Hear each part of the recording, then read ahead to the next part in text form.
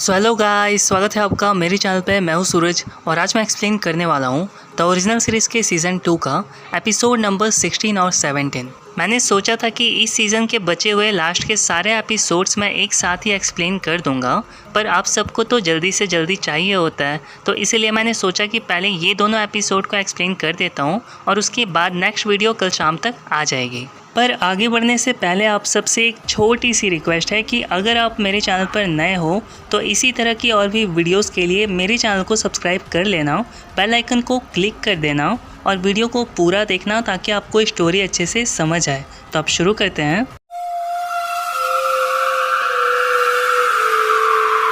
तो कहानी की शुरुआत होती है और हम एक पास्ट का सीन देखते हैं जहाँ पर डालिया स्ट्रिक्टली मैजिक सिखा रही होती है फ्रेया को, पर फ्रेया को कोई इंटरेस्ट नहीं होता इन सब चीज़ों में और वो क्लियरली बोल देती है डालिया से कि मुझे मेरी मॉम के पास जाना है। तो डालिया कहती है कि तुम्हारी मॉम ने तुम्हें मुझे दे दिया है और अब सिर्फ मैं ही तुम्हारी अकेली फैमिली मेम्बर हूँ और तुम यहाँ से कहीं भी नहीं जाओगी। फिर सीन आता है प्रेजेंट में और हम देखते हैं रेबेका को जो सो रही होती है और तभी उसे बहुत ही अजीब से डरावने सपने आने लगते हैं और वो सपने उन्हीं बच्चों के होते हैं जिन्हें लास्ट नाइट रेबेका ने मार दिया होता है। और तभी हम देखते हैं कि रेबेका की झटके से नींद खुल जाती है। तभी हम देखते हैं वहाँ मार्शल को जो भागता हुआ आता है रेबेका के पास और उससे कहता है कि यहाँ से बाहर मत निकलना, और ये बोलकर वो वहाँ से चला जाता है। फिर मार्शल जब बाहर जाता है तो वो देखता है जोसेफिन को और जोसेफिन कहती है मार्शल से कि तुम्हें पता नहीं है अभी कि तुमने किसे छुपा कर रखा हुआ है। तो मार्शल कहता है कि मुझे समझ नहीं आ रहा कि आप किस बारे में बात कर रही हो। और तभी हम देखते हैं रेबेका को जो बाहर आ जाती है और उसे बाहर देखकर मार्शल उससे कहता है कि तुम यहाँ क्या कर रही हो, मैंने तुम्हें बाहर आने से मना किया था ना। तो रेबेका कहती है मैं बच्ची नहीं हूँ, मैं सब संभाल सकती हूँ। और उसके बाद रेबेका कहती है जोसेफिन से कि लगता है कि आप सबको कोई गलत फहमी हुई है, मैं वो नहीं हूँ जो आप लोग समझ रहे हो। तो जोसेफिन कहती है कि मैं वही समझ रही हूँ जो तुम हो एवा। कल रात यहाँ पर 2 बच्चे मारे गए हैं, एक की तो डेड बॉडी मिल गई है पर दूसरा लापता है। तभी हम देखते हैं मार्शल को जो जोसेफिन से कहता है कि मैंने कहा ना इसका नाम रेबेका है, एवा नहीं।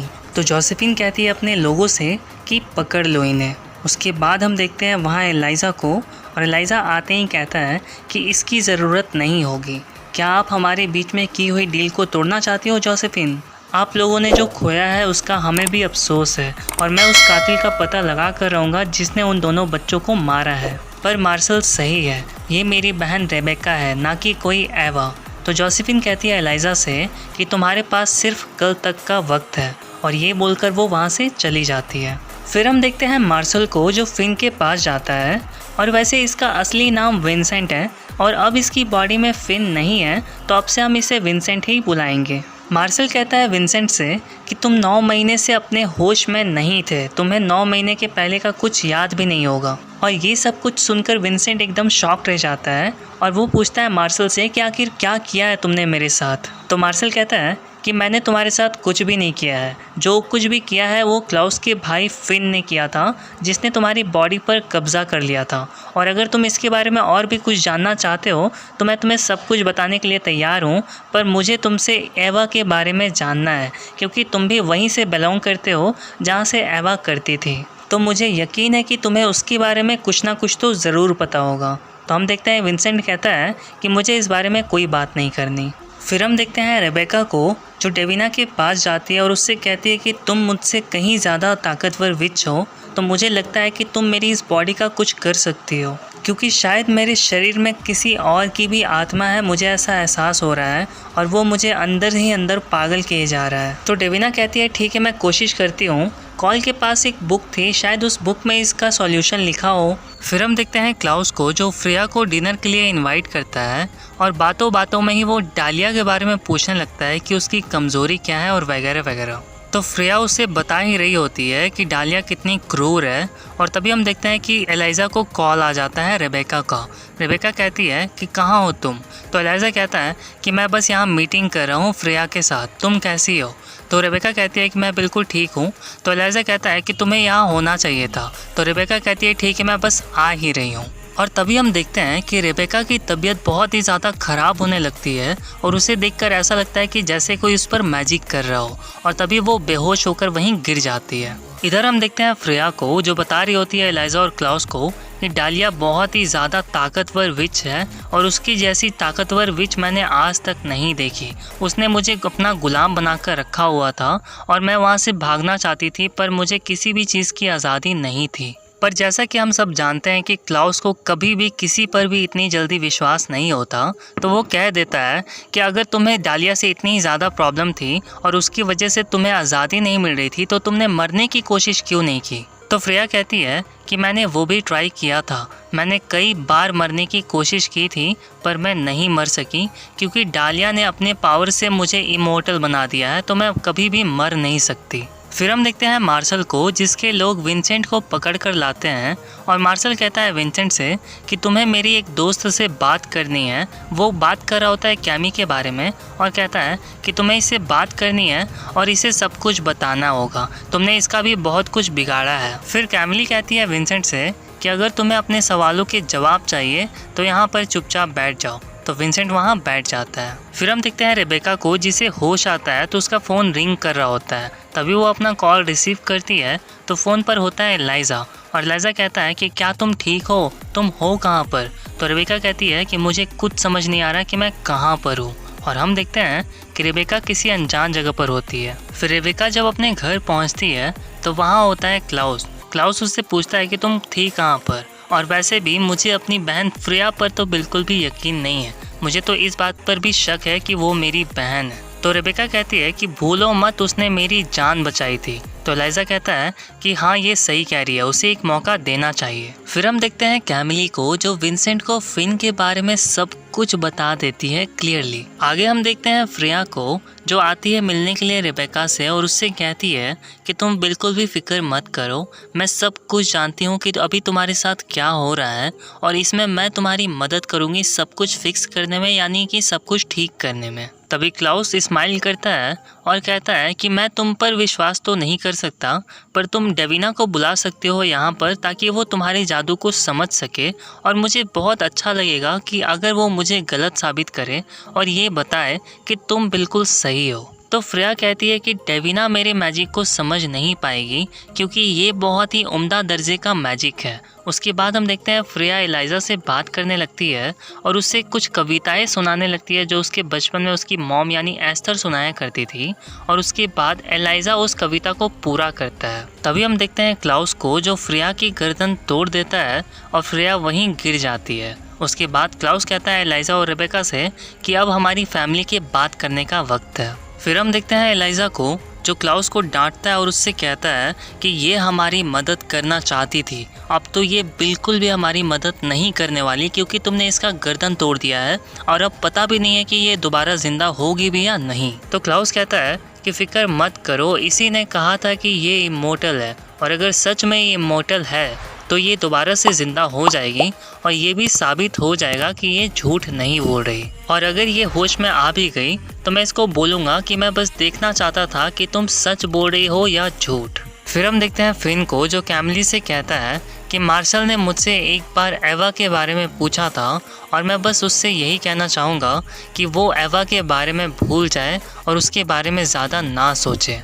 फिर हम देखते हैं कि फ्रेया को होश आ जाता है और क्लाउस वही कहता है जो उसने एलाइजा से कहा था कि मैं कहूँगा, यानी कि बस इतना ही कहता है कि मैं बस जानना चाहता था कि तुम सच बोल रही हो या झूठ, और इसीलिए मुझे तुम्हारी गर्दन तोड़नी पड़ी, पर फिर भी मैं तुम पर यकीन नहीं कर सकता, तो इसीलिए मुझे सच सच बताओ कि तुम यहाँ पर क्यों आई हो और क्या करने आई हो। तो फ्रेया कहती है कि तुम जानना चाहते हो कि मैं डालिया से इतनी नफरत क्यों करती हूँ, तो सुनो, मैं एक लड़के से प्यार करती थी, उस लड़के को डालिया ने मार दिया क्योंकि उसका बच्चा मेरे पेट में था। डालिया को मेरा बच्चा भी चाहिए था, ठीक उसी तरह जैसे कि वो एस्थर से मुझको छीन कर ले गई थी। मैं अपने बच्चे को डालिया का स्लेव बनाकर नहीं रखना चाहती थी और इसीलिए मैंने डालिया का सबसे असरदार जहर पी लिया, सिर्फ ये सोचकर कि शायद मैं मर जाऊंगी। पर फिर हम देखते हैं कि फ्रेया को होश आ जाता है और वो होश में आते ही डालिया से कहती है कि ये कैसे हो सकता है। तो डालिया कहती है कि तुम कभी मर नहीं सकती,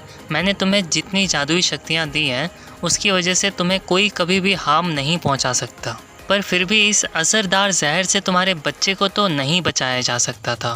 तभी हम देखते हैं कि फ्रेया अपने पेट की तरफ देखती है और बहुत चिल्ला चिल्लाकर वो रोने लगती है। तभी डालिया उससे कहती है कि मैं कुछ नहीं कर सकती बच्ची, हम विचेस की ज़िंदगी बस इसी तरह होती है, हमारी ज़िंदगी में कभी कोई नहीं आता। फिर सीन आता है प्रेजेंट में और फ्रेया कहती है क्लाउस से कि तुम्हें मुझ पर भरोसा नहीं करना है तो मत करो, लेकिन एक बात याद रखना, अगर डालिया यहाँ आ गई तो वो तुमसे भी तुम्हारे बच्चे को छीन कर लेकर जाएगी और मेरी तरह उसे अपना स्लेव बनाकर रखेगी। और हम देखते हैं कि ये सब बस क्लाउस चुपचाप खड़े होकर सुन रहा होता है और बिल्कुल शॉक में रहता है। फिर हम देखते हैं रेबेका को जो विंसेंट के पास जाती है और उससे कहती है कि मैंने सुना है कि तुम्हारे पास मुझे बताने के लिए बहुत सारी बातें हैं।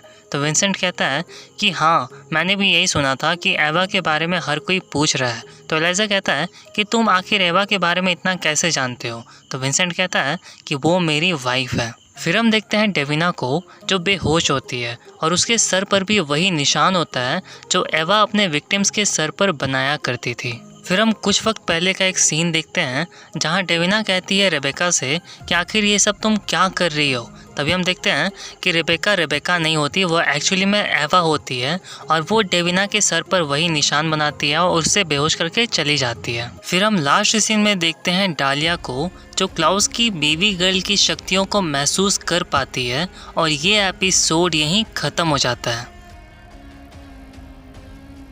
तो कहानी की शुरुआत होती है और हम देखते हैं रेबेका को जो अब रेबेका नहीं बल्कि एवा बन चुकी होती है, क्योंकि उसकी बॉडी पर एवा ने अच्छे से कंट्रोल अपना कर लिया होता है।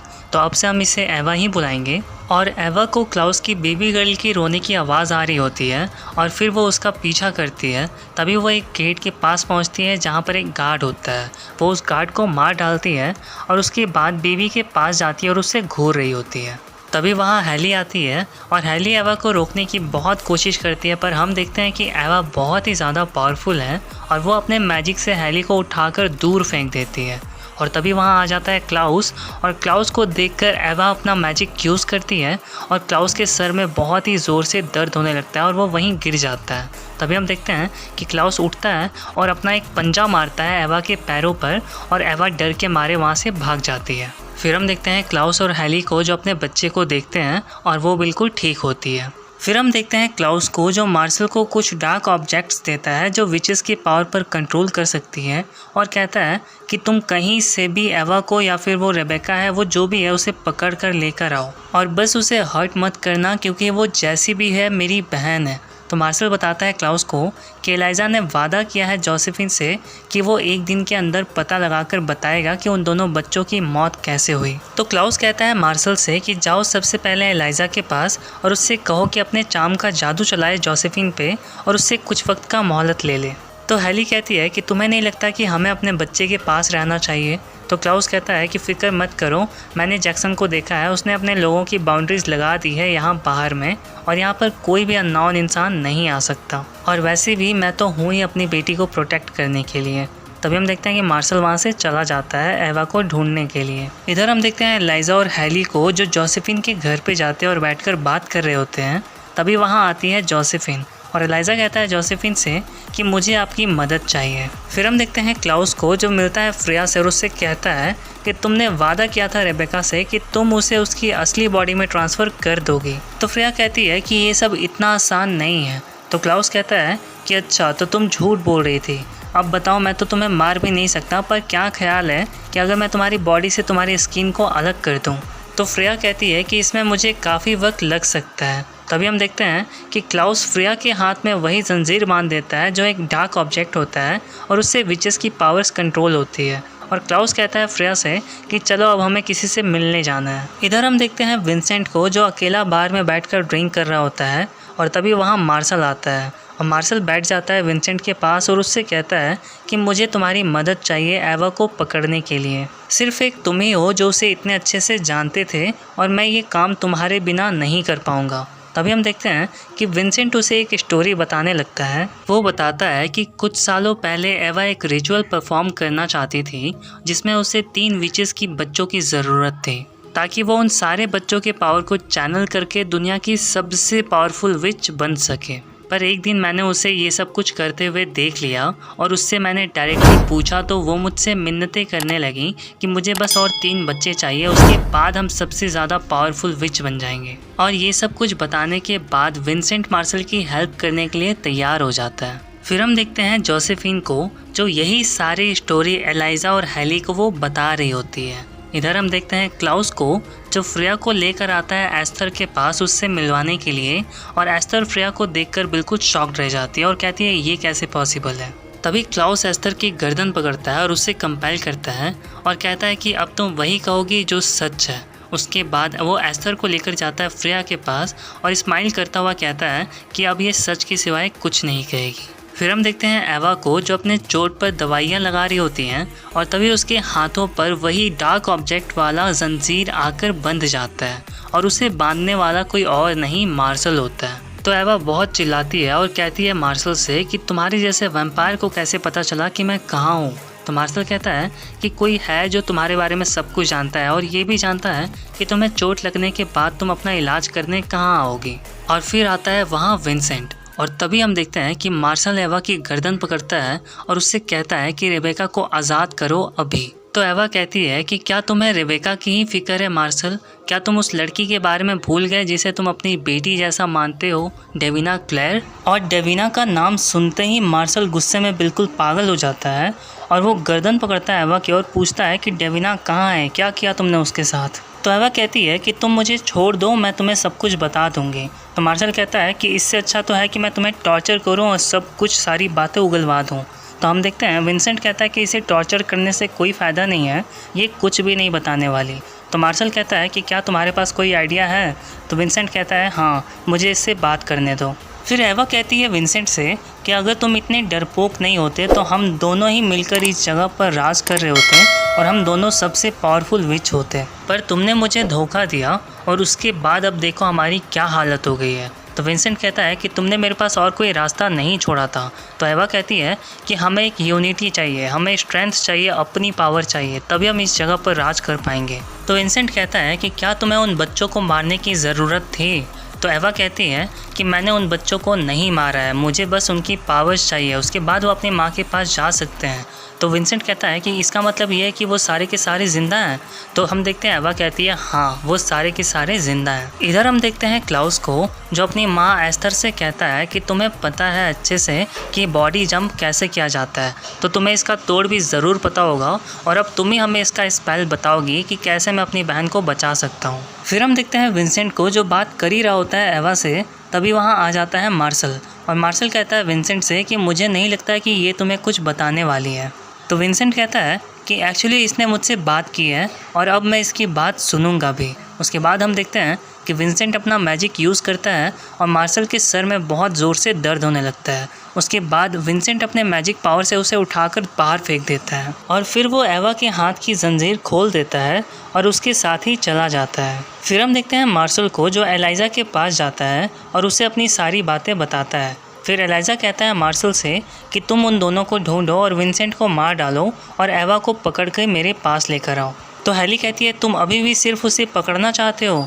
तो एलाइजा कहता है कि वो मेरी बहन है, उसे मैं नहीं खो सकता। इधर हम देखते हैं एवा को, जो सीधा जाती है जोसेफिन के घर पे और उसे किडनैप कर लेती है, क्योंकि एवा ने उसे ही अपना लास्ट विक्टिम चुना था। फिर हम देखते हैं एस्थर को, जो अपनी बॉडी जंपिंग स्पेल्स के बारे में लिख रही होती है।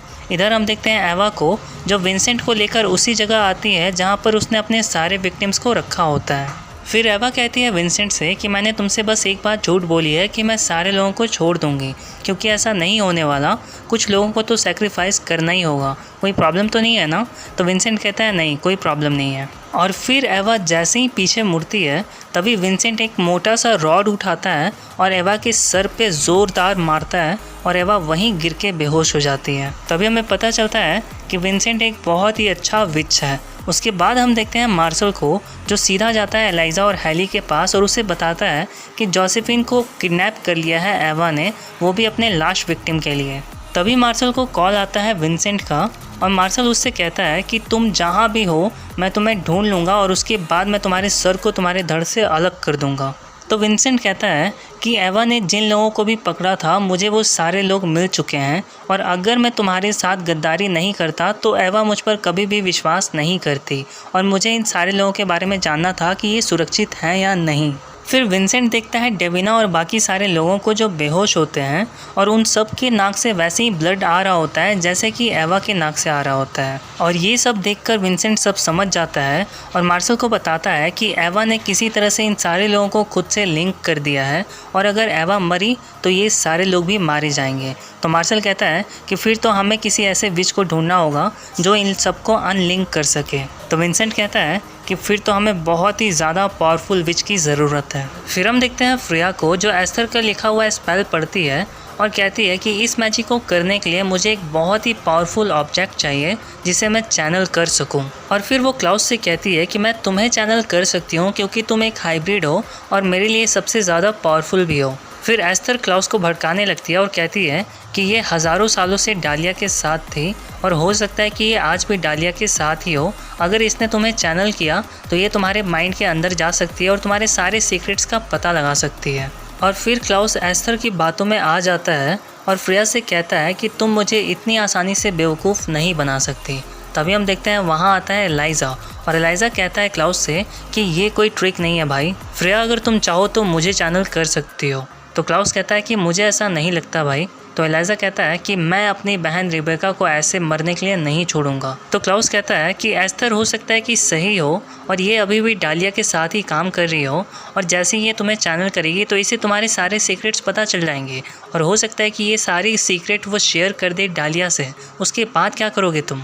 तभी फ्रेया को बहुत गुस्सा आता है और वो अपने हाथों की जंजीर तोड़ देती है और फिर अपना मैजिक यूज़ करती है और क्लाउस की गर्दन भी तोड़ देती है और क्लाउस वहीं गिर के बेहोश हो जाता है। और फिर फ्रेया चली जाती है एलाइजा के साथ। फिर हम देखते हैं एलाइजा को जो फ्रेया को अपना हाथ देता है चैनल करने के लिए और हमें पता चलता है कि विंसेंट और मार्शल को भेजा जा रहा है एवा के माइंड में ताकि वो रेबेका की हेल्प कर सकें। फिर हम देखते हैं मार्शल को जिसकी आँख खुलती है किसी और ही दुनिया में और एक्चुअली में ये एवा का माइंड होता है। फिर विंसेंट को भी होश आ जाता है और वो दोनों मिलकर ढूंढने लगते हैं रेबेका को। तभी हम देखते हैं कि मार्शल को रेबेका मिल जाती है और रेबेका हग करती है मार्शल को। तभी वहाँ आ जाती है एवा। फिर मार्शल कहता है रेबेका से कि भागो यहाँ से। तभी वो भागने लगती है और फिर मार्शल जाता है सामना करने के लिए एवा का। पर हम देखते हैं कि एवा अपने माइंड में बहुत ही ज़्यादा पावरफुल होती है और वो अपना मैजिक शुरू करती है और मार्शल के पूरी बॉडी में पेन होने लगता है और वो वहीं गिर जाता है। इधर हम देखते हैं फ्रेया को जो अपना मैजिक कंटिन्यूसली किए जा रही होती है पर एवा पर इसका कोई फ़र्क नहीं पड़ रहा होता और वो मार्शल को मारने वाली होती है। तभी वहाँ आ जाता है विंसेंट और वो कहता है कि बस करो एवा, बहुत हो गया, तुमने कई लोगों की जानें ले ली, अब बस करो। तभी हम देखते हैं कि एवा काफ़ी ज़्यादा इमोशनल हो जाती है और वो विंसेंट के पास आती है और कहती है कि तुमने मेरे पीठ में छुरा मारा है, धोखा दिया है तुमने मुझे, मैं तुम्हें कैसे माफ़ कर दूँ। तभी हम देखते हैं कि विंसेंट अपनी चालाकी दिखाता है और वो अपनी नाइफ निकालता है उसे मारने के लिए। तभी हम देखते हैं कि एवा बहुत ही ज़्यादा पावरफुल होती है और वो अपने मैजिक यूज़ करने लगती है विंसेंट पर भी और वो वहीं गिर जाता है। इधर हम देखते हैं फ्रेया को जिसकी पावर्स बहुत ही ज़्यादा कमज़ोर हो जाती हैं और तभी वहाँ आ जाता है क्लाउस। क्लाउस कहता है फ्रेया से कि तुम्हें चाहे जो करना पड़े बस मेरी बहन को बचा लो। तभी हम देखते हैं कि फ्रेया क्लाउस को भी चैनल करती है और एलाइजा को भी चैनल करती है और बहुत ही ज़्यादा तकलीफ़ होने लगती है एवा को। फिर एवा किस करती है विंसेंट को और उसे मारने वाली होती है। तभी वहाँ आ जाती है रेबेका और रेबेका एवा के बैक पर नाइफ स्टैब कर देती है, यानी चाकू मार देती है और एवा वहीं गिर जाती है और मर जाती है। तभी मार्शल और विंसेंट को असली दुनिया में होश आ जाता है और वो सब मिलकर देख रहे होते हैं सिर्फ रेबेका को कि क्या वो ठीक है या नहीं। फिर मार्शल दौड़ कर जाता है डेविना के पास उसे देखने के लिए। तो हम देखते हैं कि डेविना बिल्कुल ठीक होती है और वो हक करती है मार्शल को। और इधर क्लाउस कहता है फ्रेया से कि मेरी बहन ठीक क्यों नहीं हो रही। तभी हम देखते हैं कि रेबेका को होश आ जाता है और उसे देखकर सब वहाँ बहुत खुश होते हैं। अगले सीन में हम देखते हैं कि जोसेफिन सम्मान दे रही होती है फ्रेया को उसकी जान बचाने के लिए और फ्रेया भी बहुत खुश होती है। फिर जोसेफिन कहती है फ्रेया से कि तुम्हारे दोस्त मेरे दोस्त और तुम्हारे दुश्मन मेरे दुश्मन। फिर हम देखते हैं फ्रेया को जो एस्थर के पास जाती है और उससे कहती है कि मैं 5 साल की थी तब आपने मुझे छोड़ दिया था और इसमें पूरी की पूरी आपकी ही गलती है। तो एस्थर कहती है कि मैं तुमसे माफ़ी चाहती हूँ। तो फ्रेया कहती है कि अब बहुत देर हो चुकी है, वैसे आपने सही कहा था, क्लाउस कभी भी मुझ पर विश्वास नहीं करेगा और इसीलिए मैं उसके सारे फ्रेंड्स और सारे फैमिली मेम्बर्स को उसी के खिलाफ़ कर दूंगी। तो एस्थर कहती है कि तुम ये सब कुछ मुझे क्यों बता रही हो। तो फ्रेया कहती है क्योंकि तुम उस वक्त तक ये सब कुछ देखने के लिए ज़िंदा नहीं रहोगी। तभी हम देखते हैं कि फ्रेया अपना मैजिक यूज़ करती है एस्थर पे और एस्थर वहीं दम तोड़ देती है और उसके शरीर के अंदर से बहुत सारे बैट्स निकलकर उड़ने लगते हैं और ये एपिसोड यहीं ख़त्म हो जाता है गाइस। और इस सीज़न के बचे हुए लास्ट के सारे एपिसोड्स को मैंने हिंदी में एक्सप्लेन करके रखा हुआ है, जिसे मैं कल से अपलोड करना शुरू कर दूंगा। तो वीडियो अच्छी लगी हो तो लाइक शेयर ज़रूर करना गाइस। चैनल पर नए हो तो चैनल सब्सक्राइब कर लेना। मिलता हूँ अब आपसे अगली वीडियो में, तब तक के लिए बाय बाय।